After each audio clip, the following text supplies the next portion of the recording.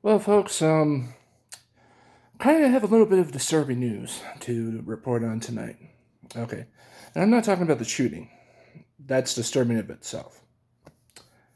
As we speak, okay, this past Tuesday, Democrats finally had the last election of the 2020 cycle because Ron DeSantis literally put it till the the primary was last November, and then the general special election was in January.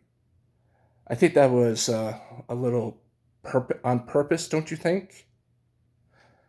So she will literally have to run again in what, 11 months?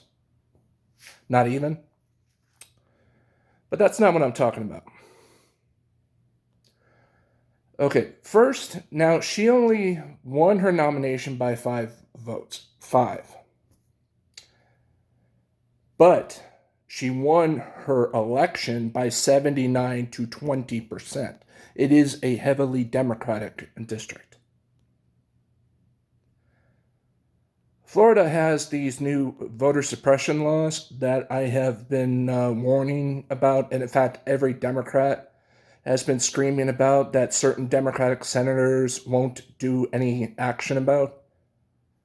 So, even though she is an overwhelmingly winner, this is the first test for Republicans to see if their new voter suppression bills can actually work for 2022. Because this is a Trump supporter, not a regular GOP supporter. A regular GOP still believes in some form of constitution. They believe in voter IDs, but they still believe in democracy. A Trump supporter will take you to court and have your votes thrown out. And you know who started this mess, really? George Bush. Yes, Gore demanded a recount of all the votes, but he won a stopping of the counting of the votes in Florida for under the equal protection law because his lawyers are able to argue that counting votes hurts Bush. My God. But anyways, I'm sorry, I'm going off on a tangent, but that's just a little context for those of you who are my younger viewers.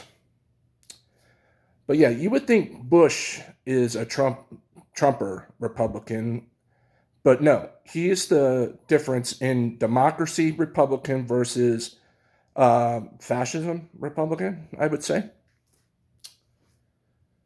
So we don't know now if the Florida judicial system will accept this suit, if it will be tossed out, what's going to happen, or if Democrats are going to have to go through a painful litigation process just to get this woman her seat. Because this would also make Democrats have an even 10 seat advantage to the Republicans. Or actually more than that, with Devin Nunes' seat open, it would literally be 212 to 223. So we will see if democracy can still stand or if these Florida judges will side with the state laws versus federal election laws. But what I was originally going to talk about was that I have noticed something.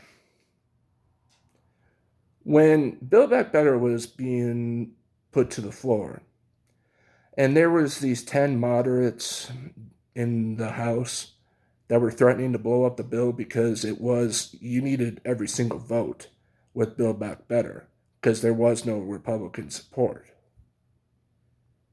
The DCCC, that's who manages the House side of the funding, the outreach, the whole shindig, said to the 10 members, You sink this bill, we will cut off your money.